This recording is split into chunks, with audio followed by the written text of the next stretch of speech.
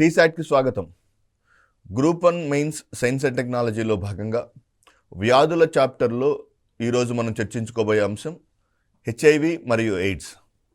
So this is one of the most important area for your examination point of. ఎలా అంటే దీని యొక్క సాంక్రమణ విధానం కావచ్చు, భారతదేశం హెచ్ఐవి మరియు ఎయిడ్స్ ప్రివెన్షన్ కోసం తీసుకొచ్చినటువంటి చట్టాల నేపథ్యంలో కావచ్చు, ఈ మధ్య కాలంలో చాలా విస్తృతంగా వినిపిస్తున్నటువంటి పాండమిక్ అనే పదాల నేపథ్యంలో ఈ హెచ్ఐవి మరియు ఎయిడ్స్ అనే క్వశ్చన్ మీకు 10 మార్కులకి అడగడానికి ఎక్కువగా అవకాశం ఉన్నటువంటి ఏరియా. సో ఈ టాపిక్లో we are going to discuss what is HIV, human immuno deficiency virus అనగానేమి, ఇది మానవుల్లోని ఏ వ్యవస్థను ప్రభావితం చేస్తుంది, ఈ వ్యాధి యొక్క లక్షణాలు మరియు ఎయిడ్స్కి హెచ్ఐవికి గల ప్రధానమైనటువంటి వ్యత్యాసాలు. After that we're going to discuss about the transmission mechanism of the transmission, సాంక్రమణ విధానాలు. దాంతోపాటుగా ఈ వ్యాధికి సంబంధించినటువంటి వ్యాధి నిర్ధారణ పరీక్షలు, వ్యాధి నియంత్రణకు లేదా వ్యాధి నిర్మూలనకు కేంద్ర మరియు రాష్ట్ర ప్రభుత్వాలు తీసుకుంటున్నటువంటి చర్యలు, ప్రపంచ ఆరోగ్య సంస్థ సౌజన్యంతో ఏమేం చర్యలు తీసుకుంటున్నారు అనేది. So HIV, human immuno deficiency virus, పేర్లోనే ఉంచండి, రోగ నిరోధక వ్యవస్థను లక్ష్యంగా చేసుకుంటుంది. సో మరియు ఇది ఆరోగ్యకరమైన రోగ నిరోధక వ్యవస్థ ఉన్న వ్యక్తులు పోరాడగల అనేక అంటువ్యాధులు మరియు కొన్ని రకాల క్యాన్సర్లకు వ్యతిరేకంగా ప్రజల రక్షణను బలహీనపరుస్తుంది.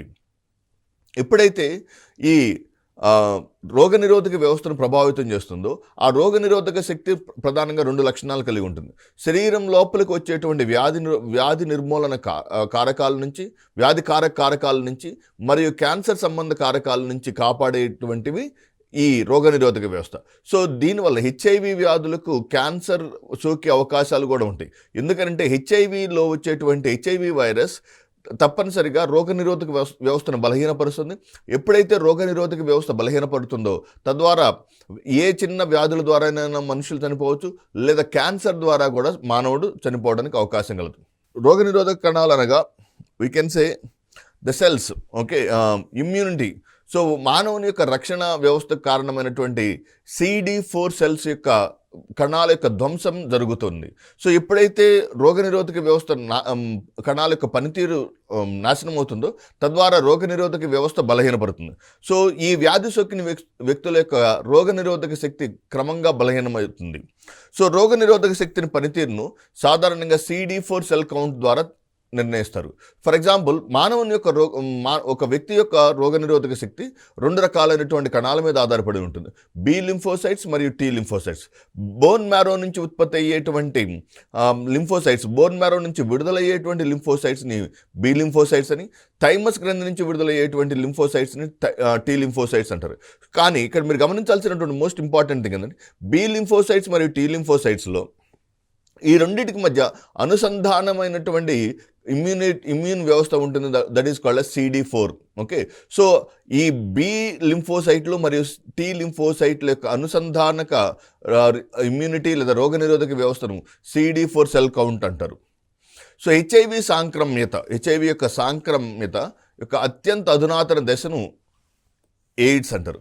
సో హెచ్ఐవి యొక్క తీవ్రమైనటువంటి దశను, ఒక వైరస్ వచ్చిన తర్వాత ప్రాథమిక దశను హెచ్ఐవి దశని, వ్యాధి తీవ్రమైన ఆ వ్యాధి లక్షణాలు తీవ్రమయ్యేటువంటి దశను we can call it as AIDS acquired immunodeficiency syndrome. ఇది చికిత్స చేయనట్లయితే వ్యక్తిని బట్టి అభివృద్ధి చెందడానికి చాలా సంవత్సరాలు పడుతుంది. సో ఈ వ్యాధిని చికిత్స చేయకపోతే ఇది తీవ్రమైనటువంటి లక్షణాలను చూపుతుంది. మరియు ఒక్కొక్కరిలో ఒక్కొక్క రకమైనటువంటి రోగనిరోధక శక్తి ఉంటుంది. కాబట్టి కొంతమందిలో 3 సంవత్సరాల్లో రోగనిరోధక లక్షణాలు కనపడవచ్చు, కొంతమందిలో 10 సంవత్సరాల్లో రోగనిరోధక లక్షణాలు కనపడవచ్చు. సో ఎయిడ్స్ అనేది నిర్దిష్ట క్యాన్సర్లు, సాంక్రమ్యతలు లేదా ఇతర తీవ్రమైనటువంటి దీర్ఘకాలిక క్లినికల్ వ్యక్తీకరణ అభివృద్ధి ద్వారా నిర్వచించబడుతుంది. సో ఫర్ ఎగ్జాంపుల్, ఒక వ్యక్తిలో క్యాన్సర్ వస్తుంది అనుకుందాం. సో అతనిలో ఎయిడ్స్ వచ్చిన తర్వాత క్యాన్సర్ రావడానికి ఎక్కువ అవకాశాలు ఉన్నాయి. సో ఎయిడ్స్ వచ్చిన తర్వాత సాంక్రమణ, సో కలరా, టీబీ వంటి వ్యాధులు రావడానికి ఇంకా ఎక్కువ అవకాశాలు కలవన్నమాట. సో వాట్ ఆర్ ద లక్షణాలు? సో వ్యాధి యొక్క లక్షణాలు మరియు సంకేతాలు, సిమ్టమ్స్ ఒక్కొక్క వ్యక్తిని బట్టి, ఆ వ్యక్తి యొక్క రోగనిరోధక శక్తిని బట్టి, అతనికి ఆ వైరస్ ఎలా సంక్రమించిందనే దాన్ని బట్టి అతనిలోని లక్షణాలు మారుతూ ఉంటాయి. హెచ్ఐవితో నివసిస్తున్న వ్యక్తులు సోకిన మొదటి కొన్ని నెలల్లో అత్యంత అంటువ్యాధిగా ఉన్నప్పటికీ తర్వాత దశల వరకు వారి స్థితి గురించి చాలామందికి తెలియదు.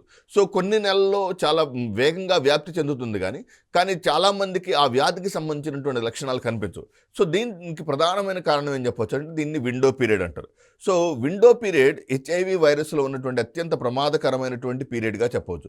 విండో పీరియడ్ అనగా ఇవాళ ఒక వ్యక్తికి హెచ్ఐవి వ్యాధి సోకిన తర్వాత ఆ వ్యాధి లక్షణాలు బహిర్గతం అవడానికి పట్టేటువంటి సంధి కాలాన్ని ఇంక్యుబేషన్ పీరియడ్ అంటారు. కొంతమందిలో వ్యాధి కనపడుతుంది, వైరస్ లోపలికి వస్తుంది, కానీ వ్యాధి లక్షణాలు బహిర్గతం కాకుండా కూడా వైరస్ లోపల ఉంటే దాన్ని విండో పీరియడ్ అంటారు. అంటే వ్యాధి సోకిన తర్వాత వ్యాధి లక్షణాలు బహిర్గతం అవడానికి పట్టేటువంటి సంధి కాలాన్ని ఇంక్యుబేషన్ పీరియడ్ లేదా విండో పీరియడ్గా కూడా పిలుస్తారు. సో ఈ పీరియడ్లో ప్రత్యేకించి హెచ్ఐవి వైరస్లో ఈ విండో పీరియడ్ చాలా ఎక్కువగా ఉంటుంది. ప్రారంభ సాంక్రమ్యత తర్వాత మొదటి కొన్ని వారాల్లో జ్వరం, తలనొప్పి, దద్దుర్లు, గొంతు నొప్పితో సహా ఇన్ఫ్లుయెంజా వంటి అస్వస్థతను ప్రజలు అనుభవించవచ్చు. సో ఎందువలనంటే వ్యాధి లక్షణాలు దాదాపుగా మనకి ఫ్లూ సంబంధించినటువంటి లక్షణాలకు పోలి ఉంటాయి. కారణం ఏంటంటే ఈ వైరస్కి సంబంధించినటువంటి ఈ వైరస్ మరియు కరోనా వైరస్ ఇవన్నీ కూడా ఒకే కుటుంబానికి చెందినవి. సో మెయిన్ ఏంటంటే ఈ వైరస్లలో జన్యు సమాచారం ఆర్ఎన్ఏలో ఉంది. సో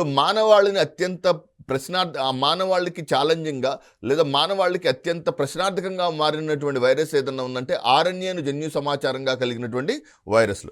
సంక్రమణ క్రమంగా రోగనిరోధక వ్యవస్థను బలహీనపరుస్తుంది. కాబట్టి శోషరసనాళాలు, లింఫ్ నోడ్స్లో వాపులు, బరువు తగ్గటం, జ్వరం, విరోచనాలు మరియు దగ్గు వంటి ఇతర సంకేతాలు వంటి ఇతర లక్షణాలు అభివృద్ధి చేయబడతాయి.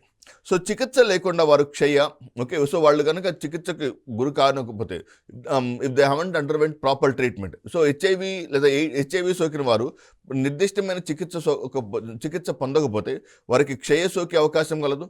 క్రిప్టోకోకల్ మెనింజైటిస్ మరియు తీవ్రమైనటువంటి బ్యాక్టీరియల్ ఇన్ఫెక్షన్స్, లింఫోమాస్, కపోసి యొక్క సార్కోమా వంటి క్యాన్సర్ వంటి తీవ్రమైన అనారోగ్యాలను కూడా అభివృద్ధి చేయవచ్చు. సో హెచ్ఐవికి చికిత్స లేకుండా వారు క్షయ, క్రిప్టోకోకల్ మెనింజైటిస్, తీవ్రమైనటువంటి బ్యాక్టీరియల్ ఇన్ఫెక్షన్లు మరియు లింఫోమాస్ మరియు కపోసి వంటి సార్కోమా వంటి క్యాన్సర్లతో తీవ్రమైనటువంటి అనారోగ్యాలు కూడా అభివృద్ధి చెందే అవకాశం కలదు. అంత ప్రమాదకరమైన ప్రశ్నార్థకమైన వ్యాధిగా మనం ఈ హెచ్ఐవి వైరస్ని చెప్పుకోవచ్చు అనమాట. సో ట్రాన్స్మిషన్, ఈ వ్యాధి ఒకరి నుంచి మరొకరికి ఎలా సంక్రమిస్తుంది? రక్త మార్పిడి ద్వారా ఒకరి నుంచి మరొకరికి సంక్రమిస్తుంది. తల్లి పాల ద్వారా ఈ వైరస్ ఒకరి నుంచి మరొకరికి సంక్రమిస్తుంది. వీర్యం ద్వారా సంక్రమిస్తుంది. యోని స్రావాల వంటి ఆల్రెడీ హెచ్ఐవి పాజిటివ్ వ్యక్తుల నుంచి ఇతర శరీర ద్రవాల మార్పిడి ద్వారా హెచ్ఐవి వ్యాప్తి చెందుతుంది. గర్భధారణ మరియు డెలివరీ సమయంలో కూడా హెచ్ఐవి తల్లి నుండి ఆమె బిడ్డకు వ్యాప్తి చెందుతుంది. ఇలా గర్భధారణ మరియు డెలివరీ సమయంలో హెచ్ఐవి తల్లి నుండి ఆమె బిడ్డకు సంక్రమించడాన్ని వర్టికల్ ట్రాన్స్మిషన్ అంటారు. సో ఒక తల్లి నుంచి గర్భస్థ దశలో కానీ శిశు జనన సమయంలో కానీ పురిటి నొప్పులు పడేటప్పుడు కానీ తల్లి పాల ద్వారా ఏదైనా ఒక వైరస్ కానీ ఏదైనా ఒక వ్యాధి కారకం తల్లి నుంచి శిశువుకు సంక్రమించడాన్ని వెర్టికల్ ట్రాన్స్మిషన్ అంటారు. 4 రకాలు. సో గర్భస్థ దశలో పిండం అభివృద్ధి చెందే దశలో కావచ్చు, మరియు పురిటి నొప్పులు అనుభవించేటప్పుడు కావచ్చు, మరియు శిశు జనన సమయంలో కావచ్చు, తల్లి పాల ద్వారా తల్లి నుంచి శిశువుకి సంక్రమించే దేనినైనా సరే వెర్టికల్ ట్రాన్స్మిషన్ అంటారు. సో హెచ్ఐవి వైరస్లో ఉన్నటువంటి అత్యంత ప్రమాదకరమైనటువంటి సందర్భం ఏంటంటే ఈ హెచ్ఐవి వైరస్లో వెర్టికల్ ట్రాన్స్మిషన్ చాలా ప్రాణాంతకమైన ట్రాన్స్మిషన్. హెచ్ఐవి వైరస్ అత్యంత ప్రాణాంతకమైన సో హెచ్ఐవి వైరస్లో అత్యంత ప్రాణాంతకమైన transmission is vertical transmission. So డైరెక్ట్గా ఫిజికల్ కాంటాక్ట్స్ ద్వారా సో కౌగిలింతల ద్వారా కావచ్చు, కరచాల చేయడం ద్వారా కావచ్చు, సో హెచ్ఐవి పాజిటివ్ వచ్చిన వ్యక్తి యొక్క వస్తువులను పట్టుకోవడం ద్వారా కావచ్చు, ఆహారం లేదా నీటిని పంచుకోవడం ద్వారా, సాధారణ రోజువారీ విధుల ద్వారా హెచ్ఐవి ఒకరి నుంచి మరొకరికి సోకదు. సో దీంట్లో మనం గమనించాల్సినటువంటి most important thing. So direct contact శరీర ద్రవాలకి ద్వారా సంక్రమిస్తుంది, కానీ భౌతిక స్పర్శల ద్వారా హెచ్ఐవి ఒకరి నుంచి మరొకరికి సంక్రమించదు. అందువలన హెచ్ఐవి పాజిటివ్ వ్యక్తులను డిస్క్రిమినేషన్ లేదా వారి పట్ల వివక్షతో చూపించడం అనేది వాంఛనీయమైనటువంటి పరిమాణం కాదు. సో హెచ్ఐవి వైరస్కు ఉన్నటువంటి అత్యంత ప్రమాణమైనటువంటి చికిత్సను ART అంటారు, anti retroviral therapy. So HIV వైరస్కు ఉన్నటువంటి అత్యంత ప్రామాణికమైనటువంటి ట్రీట్మెంట్ని ఏఆర్టీ అంటారు. సో ఏఆర్టీ అంటే యాంటీ రిట్రావైరల్ థెరపీ. అంటే రిట్రావైరల్ అనగా, so for example HIV virus Retroviridae అనే సమూహానికి చెందినది. హెచ్ఐవి వైరస్ ఏ సమూహానికి చెందిన వైరస్ అన్న రిట్రావిరిడే అనే సమూహానికి చెందింది. ఈ రిట్రావిరిడే అనే సమూహం ఎందుకనంటే, సో రివర్స్ ట్రాన్స్క్రిప్షన్ అనే రివర్స్ ట్రాన్స్క్రిప్షన్ అనే ప్రక్రియను చూపించేటువంటి వైరస్లను రిట్రావిరిడే సమూహంలో చేర్చారనమాట. సో అంటే రివర్స్ ట్రాన్స్క్రిప్షన్ చూపుతుందంటే ఆ వైరస్ చాలా వేగంగా తనలోని రూపాంతరాలను, తన యొక్క మ్యూటేషన్స్లను, ఉత్పరివర్తనాలు చూపుతుంది. అంటే ఏఆర్టీ తీసుకుంటున్న మరియు వైరల్గా అణచివేయబడినటువంటి, ఏఆర్టీ అంటే anti retroviral therapy. Anti retroviral థెరపీలో ఏ విధానాన్ని బ్లాక్ చేస్తారంటే రివర్స్ ట్రాన్స్క్రిప్షన్ అనే విధానాన్ని బ్లాక్ చేస్తారు. వైరల్గా అణచివేయబడిన హెచ్ఐవి ఉన్న వ్యక్తులు తమ లైంగిక భాగస్వాములకు హెచ్ఐవిని వ్యాప్తి చేయరని గమనించాల్సి ఉంది. సో ఫర్ ఎగ్జాంపుల్ ఏఆర్టీ తీసుకుంటున్నటువంటి వ్యక్తులు కావచ్చు, వైరస్ లోడ్ని బాగా తగ్గించినటువంటి వ్యక్తులు కావచ్చు, వారు తమ లైంగిక భాగస్వాములకు హెచ్ఐవిని వ్యాప్తి చెందించరు. That is very very important thing. So భౌతిక స్పర్శల ద్వారా హెచ్ఐవి సంక్రమించదు. సో ఏఆర్టీ తీసుకుంటున్నటువంటి వ్యక్తికి హెచ్ఐవి వైరస్ ఒకరి నుంచి మరొకరికి సంక్రమించదు. ఆల్రెడీ వైరల్ లోడ్ తక్కువగా ఉన్న వారిలో కూడా వైరస్ ఒకరి నుంచి మరొకరికి సంక్రమించదు. నెక్స్ట్, ఏఆర్టీని ముందస్తుగా యాక్సెస్ చేసుకోవడం మరియు చికిత్సలో ఉండటానికి మద్దతు ఇవ్వడం అనేది హెచ్ఐవితో ఉన్న వ్యక్తుల యొక్క ఆరోగ్యాన్ని మెరుగుపరచడానికి మాత్రమే కాకుండా హెచ్ఐవి వ్యాప్తి నిరోధించడానికి కూడా కీలకం.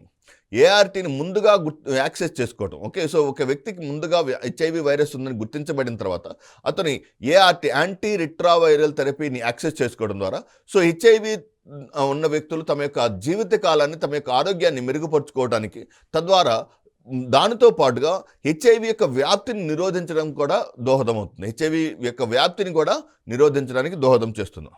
సో వ్యక్తులకు హెచ్ఐవి సోకే ప్రమాదం ఎక్కువగా ఉండే ప్రవర్తనలు మరియు పరిస్థితులు వీటిని కలిగి ఉంటాయి. So what are the mode of transmissions?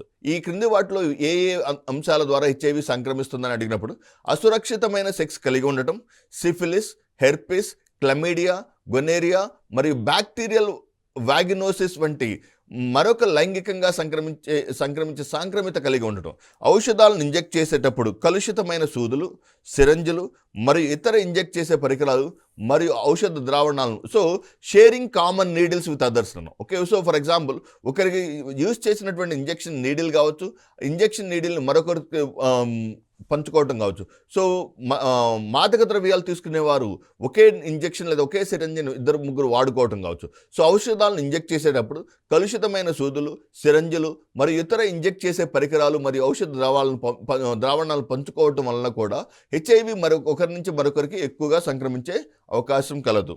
అసురక్షితమైన ఇంజెక్షన్లు, that is what we discuss. Unsafe injections and రక్త మార్పిడి మరియు కణజాల మార్పిడి మరియు స్టెరైల్ కటింగ్ లేదా సో ఈ ఆపరేషన్ సర్జికల్ ప్రాసెస్లు, కణజాల మార్పిడి, స్టెరైల్ కటింగ్ లేదా కుట్టడం, ఇమిడి ఉండే వైద్య ప్రక్రియల్లో కూడా ఈ హెచ్ఐవి ఒకరి నుంచి మరొకరికి సోకడానికి ఎక్కువ అవకాశం ఉంది. మరియు ఆరోగ్య కార్యకర్తలతో సహా ప్రమాదవశాత్తు సూది గాయాలను అనుభవించడం వల్ల కూడా ఈ హెచ్ఐవి ఒకరి నుంచి మరొకరికి సోకే అవకాశం కలదు. సో ఇప్పటి వరకు వ్యాధి, హెచ్ఐవి వైరస్ అంటే ఏం చెప్పుకున్నాం, హెచ్ఐవి వైరస్కి సంబంధించినటువంటి వ్యాధి లక్షణాలు, సాంక్రమణ విధానం, డయాగ్నోసిస్. సో డయాగ్నోసిస్ అనేది చాలా సంక్లిష్టమైనది. ఎందుకని అంటే సో ఈ హెచ్ఐవి వైరస్ యొక్క జన్యు సమాచారం ఆర్ఎన్ఏ జన్యు సమాచారాన్ని కలిగి ఉంది. హెచ్ఐవి ఏ జన్యు సమాచారాన్ని కలిగి ఉంది? ఆర్ఎన్ఏ జన్యు సమాచారాన్ని కలిగి ఉంది. హెచ్ఐవి ఆర్ఎన్ఏ జన్యు సమాచారాన్ని కలిగి ఉండటం వల్ల దీని యొక్క జన్యు సమాచారంలో ఇది ఒక అద్భుతమైన ప్రక్రియ అయినటువంటి రివర్స్ ట్రాన్స్క్రిప్షన్ అనే ఒక విధానాన్ని చూపుతుంది. ఈ రివర్స్ ట్రాన్స్క్రిప్షన్ అనే ప్రక్రియను నియంత్రించడం లేదా నియమబద్ధంగా కంట్రోల్ చేయటం కోసం, రివర్స్ ట్రాన్స్క్రిప్షన్ను కంట్రోల్ చేయటం కోసం హెచ్ఐవి వైరస్లో చాలా అధునాతనమైనటువంటి ప్రక్రియలు ఉంటాయి. సో ఈ హెచ్ఐవి వైరస్ ఆర్ఎన్ఏను డిఎన్ఏగా మార్చడానికి అవసరమైనటువంటి రివర్స్ ట్రాన్స్క్రిప్షన్ జరుగుతుంది. కాబట్టి ఆ రివర్స్ ట్రాన్స్క్రిప్షన్కి అవసరమైనటువంటి రిట్రావిరిడే ఎంజైమ్ని ఐడెంటిఫై చేయడం కోసం ఉపయోగించే diagnostic test is nothing but PCR. Okay, HIV వైరస్లో ర్యాపిడ్ డయాగ్నోస్టిక్ టెస్టుల ద్వారా హెచ్ఐవిని నిర్ధారించవచ్చు.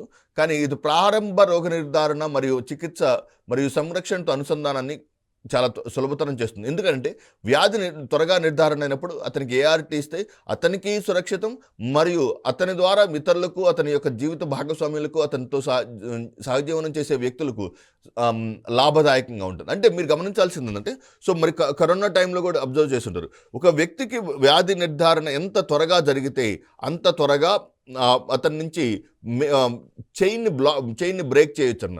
అలాగే హెచ్ఐవి వైరస్ ఒకరి నుంచి మరొకరికి సంక్రమించకుండా బ్రేక్ చేయాలంటే బెస్ట్ థింగ్ ఏంటంటే వ్యాధి నిర్ధారణ సక్రమంగా జరగటం. ప్రజలు తాము పరీక్షించుకోవడానికి హెచ్ఐవి స్వీయ పరీక్షలను కూడా, సెల్ఫ్ డయాగ్నోస్టిక్ కిట్లు కూడా వస్తాయి. మీరు కరోనా టైంలో కూడా సెల్ఫ్ డయాగ్నోస్టిక్ కిట్లు వచ్చినాయి కదా, యాంటీజెన్ కిట్లు అని. అలాగే ప్రజలు తమను తాము పరీక్షించుకోవడానికి హెచ్ఐవి స్వీయ పరీక్షలను కూడా ఉపయోగించవచ్చు. ఏ ఒక్క పరీక్ష కూడా పూర్తి హెచ్ఐవి నిర్ధారణ అందించదు. That is a very important. So what are the main diagnostic test? For example PCR కావచ్చు, PCR, polymerase chain reaction, southern blotting,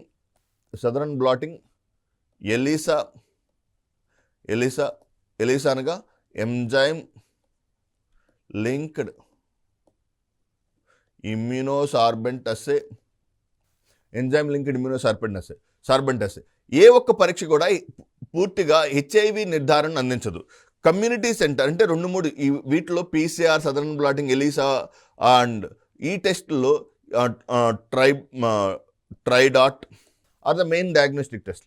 so for example పీసీఆర్లో పాజిటివ్ వస్తే మళ్ళీ కన్ఫర్మేషన్ తీసుకోలేం. సో ఇంకొక టెస్ట్లో ఎలిసాలోనన్నా పాజిటివ్ రావాలి. సో పీసీఆర్లో నెగిటివ్ వచ్చిందని we cannot take it as negative. So main thing ఏంటంటే పాజిటివ్ వస్తే పాజిటివే, కానీ ఇంకొకసారి కన్ఫర్మేషన్ కోసం ఏదైనా సెకండ్ టెస్ట్కి వెళ్ళటం అభిలషణీయమైన అంశం. ఏదేమైనా ఏ ఒక్క పరీక్ష కూడా పూర్తి హెచ్ఐవి నిర్ధారణ అందించదు. కమ్యూనిటీ సెంటర్ లేదా క్లినిక్ వద్ద అర్హత కలిగిన మరియు శిక్షణ పొందిన హెల్త్ లేదా కమ్యూనిటీ వర్కర్ ద్వారా ధృవీకరించే టెస్టింగ్ అవసరం అవుతుంది.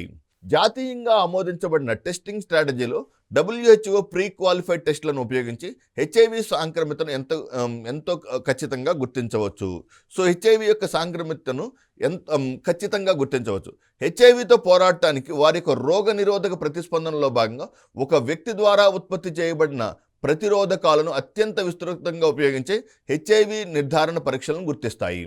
ఓకే, సో రోగ నిరోధక వ్యవస్థ how the immune system of the individual is reacting against the pathogen is very important. ఒక వైరస్ మానవ శరీరంలోకి వచ్చినప్పుడు దానికి ప్రతిస్పందనగా అతని శరీరంలో రోగ నిరోధక శక్తి ఎలా పనిచేస్తుంది. చాలా సందర్భాల్లో ప్రజలు ఇన్ఫెక్షన్ సోకిన 28 రోజుల్లో హెచ్ఐవికి యాంటీబాడీలను అభివృద్ధి చేస్తారు. So this period is called as 28 days is called as window period అంటారు. ఓకే, సో వైరస్ లోపలికి వచ్చింది, కానీ యాంటీబాడీలు అభివృద్ధి చెందడానికి ఎంత టైం పడుతుంది? 28 days. ఈ సంధికాలంలో ఏం చేస్తుంది? సాధ్యమైనంత వరకు ఈ వైరస్ మానవ శరీరంలో ఉన్నటువంటి అనేక రకాలైనటువంటి వ్యవస్థలను ధ్వంసం చేసుకుంటూ వెళ్తుందంట. సో ప్రజలు ఇన్ఫెక్షన్ సోకిన 28 రోజుల్లో హెచ్ఐవికి ప్రతిరోధకాలను అభివృద్ధి చేస్తారు. ఈ సమయంలో విండో పీరియడ్ అనబడే కాలాన్ని అనుభవిస్తారు. What is window period? The time gap between the infection and the initial formation of the antibodies ఏర్పడటానికి వైరస్ శరీరంలోకి ప్రవేశించడానికి మధ్యలో ఉన్నటువంటి సంధి కాలాన్ని విండో పీరియడ్ అంటారు. హెచ్ఐవి యాంటీబాడీలు ప్రామాణిక పరీక్షల ద్వారా గుర్తించడానికి తగినంత స్థాయిలో ఉత్పత్తి కానప్పుడు, మరియు వారికి హెచ్ఐవి సంక్రమణ సంకేతాలు లేనప్పుడు, కానీ వారు ఇతరులకు హెచ్ఐవిని ప్రసారం చేసినప్పుడు కూడా సంక్రమణతారు. ఒకరి ద్వారా మరొకరికి మాదక ద్రవ్యాలు పంచుకునే భాగస్వామికి లేదా గర్భిణీ స్త్రీల గర్భధారణ సమయంలో, తల్లి పాలిచ్చే సమయంలో వారి బిడ్డకు హెచ్ఐవి వ్యాప్తి చేయవచ్చు. సో మనం ఇంతకుముందే చెప్పుకున్నట్టు వెర్టికల్ ట్రాన్స్మిషన్, తల్లి నుంచి శిశువుకి సంక్రమించేటువంటి 4 దశల్లో ఏ దశలోనైనా, అంటే శిశువు గర్భాశయంలో పెరిగే దశలో కావచ్చు, పురిటి నొప్పిలో సమయంలో కావచ్చు, ఆర్ శిశు జననం సమయంలో కావచ్చు, తల్లి నుంచి పాలు అందించే సమయంలో, ఈ 4గిట్లో ఏ ఒక్క అంశంలోనైనా తల్లి నుంచి శిశువుకి పాలు ఈ వైరస్ సోకడాన్ని మనం వర్టికల్ ట్రాన్స్మిషన్ అంటాం. ఒక వ్యక్తి లైంగిక లేదా మాదక ద్రవ్యాలు పంచుకునే భాగస్వామికి లేదా గర్భిణీ స్త్రీలకు గర్భధారణ సమయంలో లేదా తల్లి పాలిచ్చే కాలంలో వారి బిడ్డకు హెచ్ఐవి వ్యాప్తి చేయవచ్చు. సో చికిత్స 3 లేదా అంతకంటే ఎక్కువ anti retroviral. So the treatment for HIV is nothing but ART. So anti retroviral ఔషధాల కలయికతో ఒక్కటి కాకుండా 2-3, ఎందుకనంటే ఈ వైరస్ అనేక రకాలైనటువంటి ఉత్పరివర్తనాలు చూపుతూ ఉంటుంది. దీంట్లో ఎప్పుడైతే మనకు అనేక రకాలైనటువంటి ఉత్పరివర్తనాలు సాధ్యమవుతాయో, సో మనం మెడిసిన్ ఇచ్చేలోపే ఆ వైరస్ ఇంకొక రకమైనటువంటి ఉత్పరివర్తనాన్ని చూపించవచ్చు. సో ఆ ఉత్పరివర్తనాలను నియంత్రించడానికి దీనిలో ఒక్క యాంటీ రిట్రోవైరల్ థెరపీ వైరస్ కాకుండా అనేక ఔషధాల కలయికతో కూడిన చికిత్స నియమావళి ద్వారా హెచ్ఐవి వ్యాధిని నిర్వహించవచ్చు. ప్రస్తుతం యాంటీ రిట్రోవైరల్ థెరపీ హెచ్ఐవి సంక్రమణను నయం చేయదు. అంటే ఈ వైరస్ని ఎప్పుడూ కూడా ఏ చికిత్స కూడా నిర్మూలించదు. ఎందుకనంటే వైరస్ అనేది ఇమ్మోర్టల్, మరణం లేనటువంటి ఏకైక జీవి భూమి మీద ఏదైనా ఉందంటే వైరస్. అసలు దాన్ని జీవి నిర్జీవి అని కూడా నిర్వచించలేం. ఎందుకనంటే ఏదైనా దానికి ఒక అతిథేయి లభించినప్పుడు అది జీవకారకంగా ఉంటుంది. అతిథేయి లభించకపోతే కొన్ని వందల వేల సంవత్సరాలు అయినా అలాగే ఉంటుంది. సో కాబట్టి మానవ శరీరంలోకి వచ్చిన తర్వాత తనంతటి తాను ధ్వంసం కావాలి, లేదా మనం దాని యొక్క ప్రొలిఫరేషన్, దాని యొక్క వ్యాప్తిని నిరోధించగలమే కానీ వైరస్ని చంపలేం. ప్రస్తుత యాంటీ రిట్రోవైరల్ థెరపీ హెచ్ఐవి సంక్రమణ నయం చేయదు, కానీ ఒక వ్యక్తి శరీరంలో వైరల్ ప్రతిరూపాన్ని ఎక్కువగా అణచివేస్తుంది. వైరస్ యొక్క ప్రతిరూపాన్ని ఎక్కువగా అణచివేస్తుంది. మరియు ఒక వ్యక్తి యొక్క రోగనిరోధక వ్యవస్థ రికవరీని, అవకాశవాద అంటివ్యాధులు మరియు కొన్ని క్యాన్సర్లతో పోరాడే సామర్థ్యాన్ని బలోపేతం చేయడానికి మరియు తిరిగి పొందడానికి అనుమతిస్తుంది. ఒక వ్యక్తి యొక్క రోగనిరోధక వ్యవస్థ రికవరీని, ఓకే, సో ఏదైనా కొన్ని వ్యాధులతో పోరాడే సామర్థ్యాన్ని ఈ యాంటీ రిట్రోవైరల్ థెరపీ ఇస్తుంది. యాంటీ రిట్రోవైరల్ థెరపీ హెచ్ఐవి వైరస్ని నాశనం చేయదు. మరేం చేస్తుంది? హెచ్ఐవి వైరస్ ద్వారా ధ్వంసమవుతున్నటువంటి రోగనిరోధక వ్యవస్థ యొక్క రికవరీని జరుపుతుంది మరియు కొన్ని రకాలైనటువంటి క్యాన్సర్లతో పోరాడే సామర్థ్యాన్ని కూడా బలోపేతం చేస్తుంది. కొన్ని రకాలైనటువంటి క్యాన్సర్లతో పోరాడే సామర్థ్యాన్ని కూడా బలోపేతం చేస్తుంది. Okay, please keep it in mind అన్న. హెచ్ఐవి వైరస్ ఒక వ్యక్తి యొక్క రోగనిరోధక వ్యక్తిని ఏఆర్టీ యాంటీ రిట్రోవైరల్ థెరపీ ఒక వ్యక్తి యొక్క శరీరంలో ఉన్నటువంటి హెచ్ఐవి వైరస్ని నిర్మూలం చేయదు, కానీ ఏం చేస్తుంది? అక్కడ ఉన్నటువంటి కొన్ని రకాలైనటువంటి రోగనిరోధక వ్యవస్థను బలోపేతం చేస్తుంది మరియు వ్యాధులు మరియు క్యాన్సర్లతో పోరాడే సామర్థ్యాన్ని పెంపొందిస్తుంది. 2016 నుండి క్లినికల్ స్టేటస్ లేదా CD4 సెల్ కౌంట్తో సంబంధం లేకుండా పిల్లలు, కౌమారులు, వయోజనులు మరియు గర్భిణీ మరియు తల్లి పాలిచ్చే మహిళలతో సహా హెచ్ఐవితో నివసిస్తున్న ప్రజలందరికీ జీవితకాలం ఏఆర్టీని అందించాలని ప్రపంచ ఆరోగ్య సంస్థ సిఫారు చేసింది. సో లైఫ్ టైం, సో వాళ్ళ యొక్క వైరస్ లోడ్తో సంబంధం లేకుండా 2016 నుంచి క్లినికల్ స్టేటస్ లేదా CD4 సెల్ కౌంట్తో సంబంధం లేకుండా పిల్లలు కావచ్చు, కౌమారులు కావచ్చు, వయోజనులు కావచ్చు, గర్భిణీ మరియు తల్లి పాలిచ్చే మహిళలతో సహా అందరూ, ఎవ్రీబడి, హెచ్ఐవితో నివసిస్తున్న ప్రజలందరికీ జీవితకాలం యాంటీ రిట్రోవైరల్ థెరపీని అందించాలని WHO సిఫారసు చేసింది. జూన్ 2021 నాటికి 187 దేశాలు ఇప్పటికే ఈ సిఫార్సును ఆమోదించాయి. ప్రపంచవ్యాప్తంగా హెచ్ఐవితో నివసిస్తున్న ప్రజల్లో 99% మందికి ఇది వర్తిస్తుంది. 99% ఆఫ్ ద పీపుల్కి ఈ హెచ్ఐవికి సంబంధించినటువంటి ఏఆర్టీ ఇవ్వాలనే ప్రపంచ ఆరోగ్య సంస్థ యొక్క తీర్మానం అనుసరిస్తుంది. చికిత్స అన్ని వ్యూహాలకు అదనంగా హెచ్ఐవితో నివసిస్తున్న ప్రజలందరికీ వేగంగా ఏఆర్టీ ప్రారంభాన్ని WHO సిఫారసు చేస్తుంది. చికిత్స ప్రారంభించడానికి సిద్ధంగా ఉన్న వారిలో రోగ నిర్ధారణ వలె అదే రోజున ఏఆర్టీని అందించడంతో సహా జూన్ 2021 నాటికి 82 కన్నా తక్కువ మరియు మధ్య ఆదాయ దేశాలు ఈ విధానాన్ని అవలంబించినట్టు నివేదించాయి. మరి వాటిలో దాదాపుగా సగం దేశవ్యాప్త అమలును నివేదించాయి. ప్రపంచవ్యాప్తంగా హెచ్ఐవితో నివసిస్తున్న 28.2 మిలియన్ల మంది ప్రజలు 2021లో యాంటీ రిట్రోవైరల్ థెరపీని పొందారు. యాంటీ రిట్రోవైరల్ 2020లో ప్రపంచ ART coverage recovery rate, okay, అంటే 73% ఉంది. అంటే యాంటీ రిట్రోవైరల్ థెరపీని పొందినటువంటి హెచ్ఐవి వ్యాధిగ్రస్తులు 73% మంది ఉన్నారు. ఏదేమైనా చికిత్సను పెంచడానికి మరియు పిల్లలు మరియు కౌమారులకు మరింత ప్రయత్నాలు అవసరం. ప్రాబ్లం ఏంటంటే చిన్నపిల్లలు మరియు కౌమారులకు ఆ వైరస్ ఉందా లేదా అని గుర్తించడానికి ప్రమాదం అవుతుంది. మీకు గుర్తుండే ఉంటుంది, కరోనా వచ్చినప్పుడు చిన్నపిల్లలు 13 ఇయర్స్ లోపు చిన్నారులకు ఎటువంటి సమస్యలు లేవు. కానీ 13 ఇయర్స్ దాటిన తర్వాత వాళ్ళకి వైరస్ వారి శరీరంలో ఉన్నట్టు వాళ్ళకి తెలియదు. వాళ్ళు యాక్టివ్గా ఆడుకుంటుంటారు. వాళ్ళు ఇళ్లలో ఉన్నటువంటి పెద్దవారితో లేదా వృద్ధులతో ఇంటరాక్ట్ అయినప్పుడు వైరస్ ఈ చిన్నపిల్లల నుంచి పెద్దవాళ్ళకి సంక్రమిస్తుంది. సో దట్ వ్యాధి లక్షణాలు తీవ్రమవుతాయి. అలాగే ఇక్కడ కూడా మీరు గమనించాల్సింది ఏంటంటే చిన్న పిల్లలకు ఈ హెచ్ఐవి ఉన్నట్టు మనకి అసలు ఎటువంటి సంకేతాలు అందకపోవడం. సో సంకేతాలు అందేలోపే వాళ్ళలో ఉన్నటువంటి రోగ నిరోధక శక్తి మొత్తం ధ్వంసం అవటం.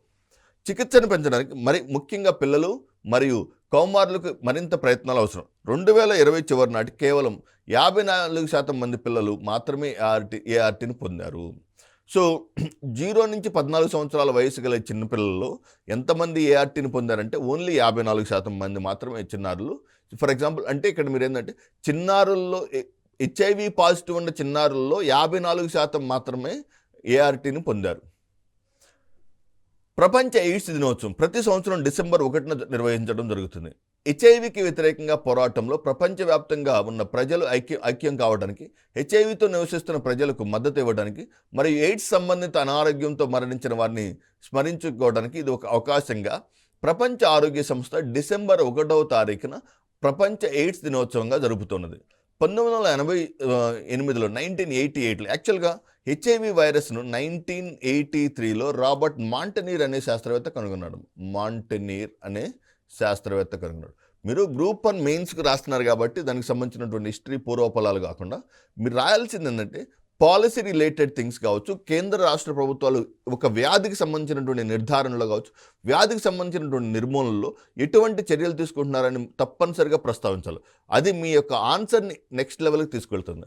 సో 1983లో మాంటనీర్ ఈ వైరస్ని కనుగొన్న తర్వాత, అమెరికా శాస్త్రవేత్త అయినటువంటి మాంటనీర్ ఈ వైరస్ని కనుగొన్న తర్వాత 1988లో ప్రపంచ ఆరోగ్య సంస్థ ప్రపంచ ఎయిడ్స్ దినోత్సవాన్ని డిసెంబర్ 1 నుంచి జరుపుతున్నది. సో ప్రపంచ దినోత్సవాల్లో ఆరోగ్య సంస్థ అమలు చేస్తున్నటువంటి దినోత్సవాల్లో మొట్టమొదటి దినోత్సవం ఎయిడ్స్ దినోత్సవం ఆన్ డిసెంబర్ 1. సో 2021 యొక్క ప్రపంచ ఎయిడ్స్ దినోత్సవం యొక్క థీమ్ అసమానతలను అంతం చేయండి మరియు ఎండ్ ఎయిడ్స్. ప్రపంచ ఎయిడ్స్ దినోత్సవం 2021 యొక్క థీమ్ ప్రధాన ఉద్దేశం అసమానతలను అంతం చేయండి మరియు ఎయిడ్స్ని నిర్మూలించండి.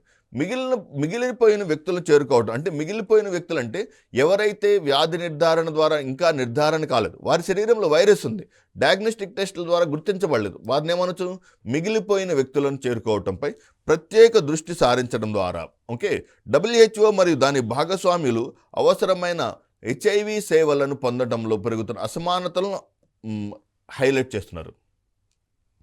మిగిలిపోయిన వ్యక్తులు అంటే సో ఫర్ ఎగ్జాంపుల్ ఒక గ్రామీణ ప్రాంతాల్లో ఎక్కడో సుదూరంగా ఉన్నటువంటి గిరిజన ప్రాంతాల్లోని ప్రజలకు ఈ హెచ్ఐవికి సంబంధించినటువంటి సమస్యలు ఉన్నాయనుకుందాం. సో వారికి హెచ్ఐవి వైరస్ వాళ్ళ శరీరంలో ఉంది, కానీ ఈ అధునాతనమైనటువంటి వ్యాధి నిర్ధారణ పరీక్ష అక్కడ చేరకపోవటం వల్ల వారిలో ఆ వైరస్ ఉందని తెలియకుండానే వారు జీవితాన్ని కొనసాగిస్తుంటారు. సో వారికి ఏఆర్టీ యాంటీ రిట్రోవైరల్ థెరపీ అనే చికిత్స అందట్లేదు కదా.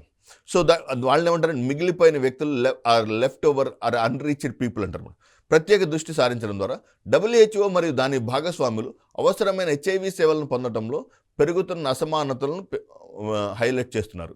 హెచ్ఐవి పాజిటివ్ వ్యక్తుల పట్ల వివక్షతను నిషేధించడం, హెచ్ఐవి పాజిటివ్ వ్యక్తుల పట్ల వివక్షతను నిషేధించడం, హెచ్ఐవి పాజిటివ్ వ్యక్తులు మరియు వారితో నివసించే వారిపై వివక్షతను నిషేధించడానికి గల వివిధ కారణాలను కేంద్ర ప్రభుత్వం ప్రతిపాదించినటువంటి HIV AIDS prevention and regulation bill తయారు చేస్తుంది.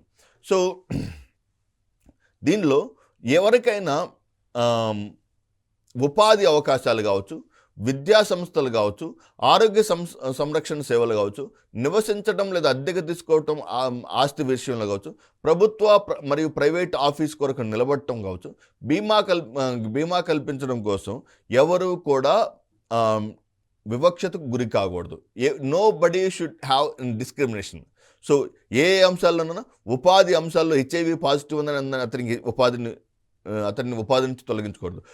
ఒక విద్యార్థికి హెచ్ఐవి పాజిటివ్ ఉందని అతన్ని విద్యా సంస్థలోకి ప్రవేశించకుండా ఆపకూడదు. ఆరోగ్య సంరక్షణ సేవలు తప్పనిసరిగా అతనికి అందించాల్సి ఉంటుంది. సో ఏదైనా ఒక ప్రాంతంలో నివసించడం లేదా అద్దెకు తీసుకునే ఆస్తి ప్రభుత్వ లేదా ప్రైవేట్ ఆఫీస్ కొరకు నిలబడటం వంటి వాటిలో తప్పనిసరిగా ఏ వ్యక్తి కూడా డిస్క్రిమినేషన్ లేదా వివక్షతను పొందటానికి లేదు, ఉపాధిని పొందటానికి లేదా ఆరోగ్య సంరక్షణ లేదా విద్యను యాక్సెస్ చేసుకోవడానికి ముందస్తుగా అవసరమైన హెచ్ఐవి టెస్టింగ్ యొక్క ఆవశ్యకత కూడా నిషేధించడమైనది. సో ఎక్కడైనా ఒక జాబ్కి వెళ్ళాలంటే హెచ్ఐవి పాజిటివా హెచ్ఐవి నెగిటివ్ సర్టిఫికేట్ తీసుకొని రావాలని ఎవరైనా అడిగితే సో అది కోర్టు యొక్క ఉత్తర్వులు ధిక్కరించినట్లే. ఉపాధిని పొందడానికి లేదా ఆరోగ్య సంరక్షణమైన సేవలు లేదా విద్యను యాక్సెస్ చేసుకుని ముందస్తుగా హెచ్ఐవి పాజిటివ్ టెస్ట్ అడిగారంటే you can able to simply file a case against those people.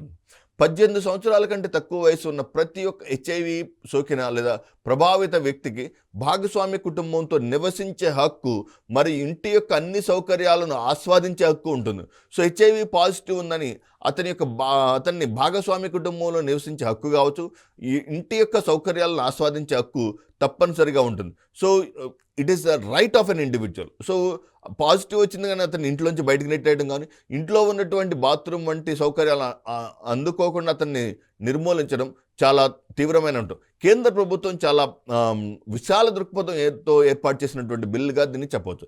HIV positive వ్యక్తులు మరియు వారితో నివసించే వారిపై సమాచారాన్ని ప్రచురించడం లేదా ద్వేష ప్రభావాలను సమర్థించడం నుండి ఏ వ్యక్తినైనా బిల్లు.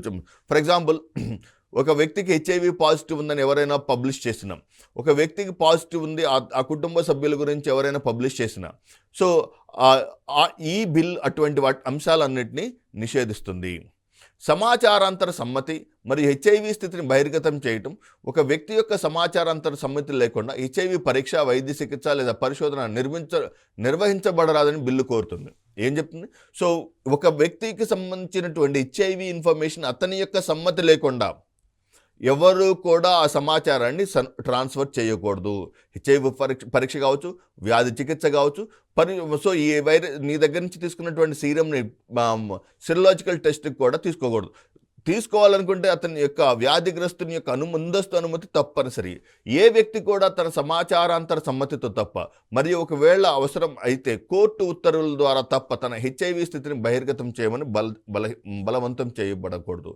ఫర్ ఎగ్జాంపుల్, ఒక ఏపీపీఎస్సీ కానీ యూపీఎస్సీ కానీ ఎగ్జామ్ కండక్ట్ చేస్తున్నాయి. సో లేదా Telangana state police recruitment board ఒక ఎస్ఐ ఎగ్జామ్ కండక్ట్ చేస్తుంది. ఎగ్జామ్ కండక్ట్ చేసేటప్పుడు అతనికి ఈ హెచ్ఐవి ఉందా లేదా అని టెస్ట్ చేసుకోవడానికి తప్పనిసరిగా ఉపయోగపడేటువంటి అంశం అంటే అతని యొక్క హెచ్ఐవి స్థితిని బహిర్గతం చేయమని బలవంతం చేయకూడదు.